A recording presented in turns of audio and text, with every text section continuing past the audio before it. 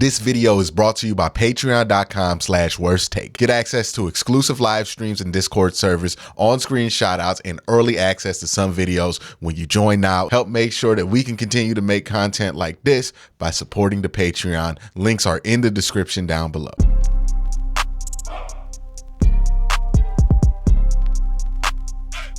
Well, the Browns needed that one. Browns fans needed that one. Browns players needed that one. See, all this controversy all week about what everybody been saying, and I remember saying this in my Q&A. Shelby Harris talking about the Browns, the fans lost the players lost the fans, what kind of environment it was.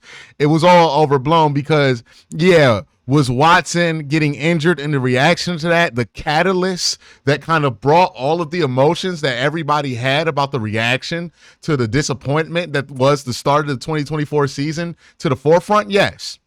But what those reactions were about at the end of the day were the fact that this team wasn't winning games. And if this team started to win games, the fans were going to be nicer.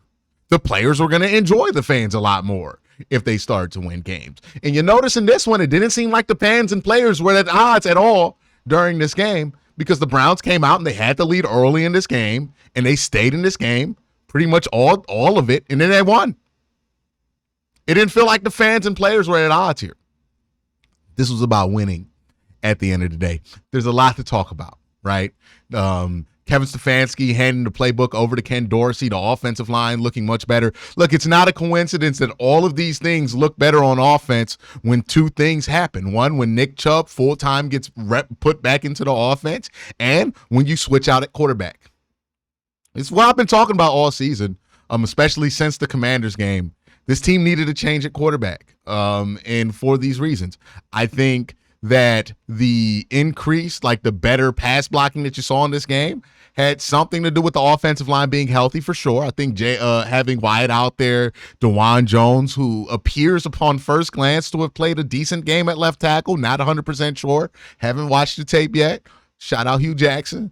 But you know, the offensive line had some better individual efforts for sure, but I think it was also assisted by the fact that Jameis Winston plays a more traditional pocket style. He's not going to roll out and blow your leverage. He's not going to take too many steps in play action and be way too deep and blow his tackle depth. He's going to stay right where he's supposed to. He's going to keep his feet nice and compact, and he's going to stay in that pocket and make your life easy as an offensive lineman. And they benefited from that. Jameis helped them out on that front, and the offensive line responded and played their best game of the season. Jameis only got sacked twice. That was huge for this team, right? A Ravens team that does get a lot of pressure. And look, they blitzed Jameis. They tried all these kind of different things. I thought Jameis did an excellent job countering blitz in this game. I would love to see what his versus blitz numbers look like once we get those things charted tomorrow. But, yeah, I thought Jameis was excellent versus the blitz today. I thought Jameis did a good job deciphering the defense, getting through his progressions, getting through the offense, attacking the intermediate part of the field. This was obviously the most intermediate balls that the Browns have thrown all season. I don't even have to look at the chart to know that. That's clearly obvious about it. I think they got that number in the first half. The Browns scored their most points of the season, all offensive points, by the way, and also had their best offensive game of the year with Jameis Winston at quarterback. I don't think any of these things are a surprise here. Now, Ken Dorsey being the play caller, I think people got the wrong read on why this happened, right? Because a lot of people were confused on why this happened. I wasn't as confused once I thought about it. The reason I wasn't as confused about the play call change up was I was thinking about different things than other people were, right? I think people immediately heard Kevin Stefanski gives up the play calling and were worried or excited that this meant that Kevin Stefanski was going to be forced out as the head coach of the Cleveland Browns. I think Kevin Stefanski's safe. I don't think him giving up the play calling had anything to do with that. I think it had to do with a couple of things. One, you want to match the mentality of your play caller with the mentality of your quarterback. And two, you wanted to simplify the sideline routines so that you get less pre-snap penalties and get more time on the line of scrimmage for motion. And I think that this accomplished that. I don't think it was perfect. The Browns still had a couple of false start penalties, but it clearly was a lot better than what it was last week. And when it comes to like matching your play style, your play caller with Jameis Winston, a lot of people were worried, oh, the Browns aren't going to do a lot of under center play action. They're not going to do a lot of under center stuff. They're going to take out all the Kevin Stefanski stuff. All the Kevin Stefanski plays were available to be called, and they got called plenty in this game, right? You saw a lot of under center stuff, under center play action. I think the big touchdown was a play action play. So this is still a heavily Kevin Stefanski influenced offense. Obviously, he has a huge input on what this game plan looks like during the week and what the opening script looks like, especially because if you look at when the Browns went under center play action the most, it was the first drive of the game and the first drive out of halftime. Those are the scripted drives.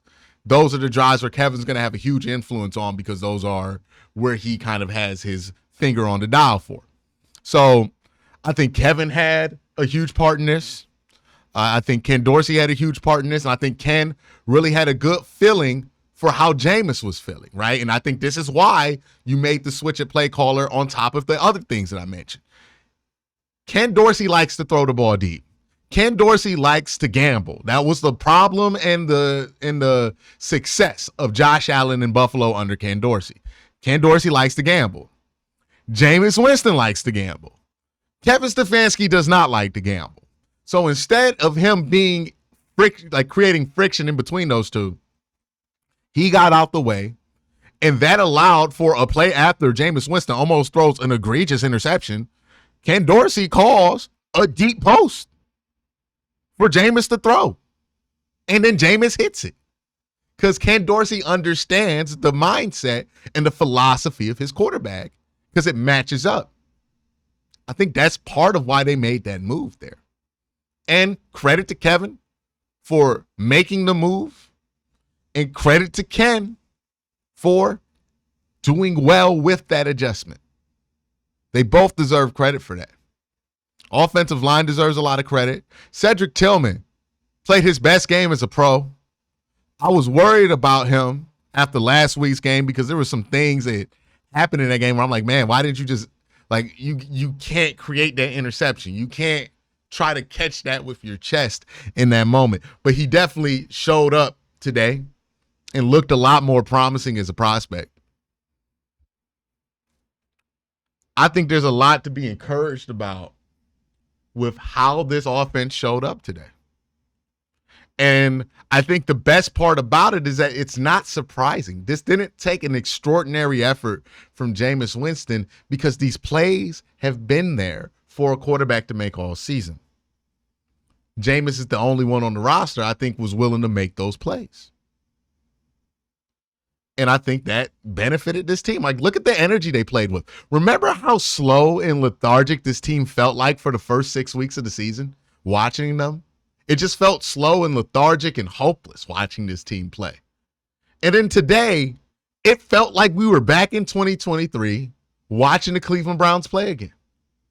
It's amazing how that changes.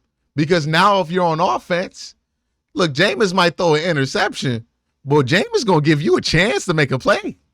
And that's all these dudes on offense want. David Njoku gets to get a 50-50 ball in the red zone where he catches a ball off a dude's back. Cedric Tillman runs a hell of a route, gets wide open on a safety. Jameis sees it and throws it. You want to be rewarded for your work. You want to know if you're running an intermediate route that the ball could come. You look at the effort from Elijah Moore in this game. He was dog walking, like hot dogging, whatever you want to call it. Dragging ass last week on them routes, especially the intermediate routes. Just dragging ass because he knew it wasn't going to come to him. This week, he would run the fuck out them routes. World of difference. Because he knows it's going to come, or it could come. You didn't see any of the wide receivers frustrated, slamming their helmets this week. You didn't see anybody angry. You didn't see anybody arguing with anybody because they were getting opportunities to be successful on offense. And you know what? To give this team credit, they made the plays. All beginning of the season, we've been wondering, where was the team that knew how to win games from last year? Right? Like, it felt like the Browns had forgot how to win the first 2 months of the season. And then all of a sudden today, they're playing, and it looks like they remembered how to win. Oh, Baltimore scores a touchdown. We go down 1 with 2 minutes left. That's okay. We will score in 1 minute and 30 seconds because we know how to win games. Oh, Baltimore has the ball with what looks like to be a 3-time MVP at quarterback. That's okay because you know what? We're going to get pressure with our front four in the last 2 plays of the game and create friction. This is the Browns team I remember from last year. This is the Browns team that I remember knowing how to win from last year. And it's like seeing a friend you haven't seen in such a long time. And you're just so glad to see him. Like, I'm not even joking right now. I feel like a lot of Browns fans might feel this same way. Maybe I'm wrong. But like watching this team play like that is like watching your friend get sober and like become the dude that you like, or the person that you fell in love with and wanted to be friends with to begin with. Like, this is like watching a friend become sober, watching this team play like this today. It's like, that's why I love the Browns. That's why I put myself through this every Sunday. That's why I argue on Twitter about this team 7 days a week, because they do this.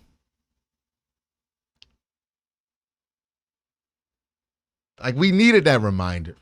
Now, who knows how they're going to play for the rest of the season? They're 2-6 right now. Their overall record can't be the first concern for them. They just got to go 1-0 every week until that starts to look a lot less ugly. The AFC, it's in a weird place right now. So, like, you're not out of it. But before you're even thinking about being back in it, you just got to go 1-0. You play the Chargers next week, and then you get the bye week. You win 2 straight games into the bye week, you start feeling a lot better. Right? You'll only be 3-6. But hey, you won 2 in a row. You look at your schedule, you see teams like the Saints, you feel like you can beat them now, right?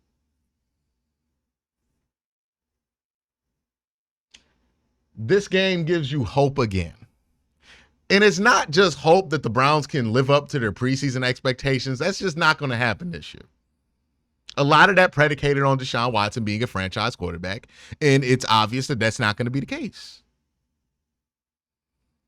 But what they did deliver today was the hope that this team can be exciting to watch again, can be a fun thing to do on Sundays.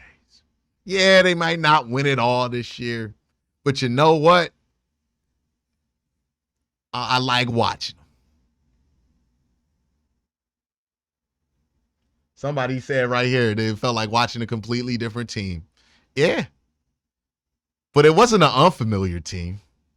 This is what they used to look like in 2023 with all the quarterbacks in there. Yeah, you make a mistake here, you turn the ball over, it's okay. The defense going to get that stop. We're going to get that ball back for you. The defense gives up the touchdown. That's okay. Jameis coming right back down the field. We getting those points back. It felt great to know that no matter what the deficit was, I felt like the Browns could win this game. That when the Ravens got to, 17 points, the game wasn't over.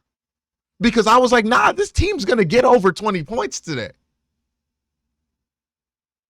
This is what we've been waiting all season for. Now, it's come late, but better late than never to me. And now that it's here, it's talking about just taking it a week at a time. But this is exactly what you needed. Hopefully, the news for JOK continues to be good. Hopefully, the news for Denzel Ward continues to be good. But yeah, Browns needed this one, and they needed it bad. And boy, am I glad they gave it to you.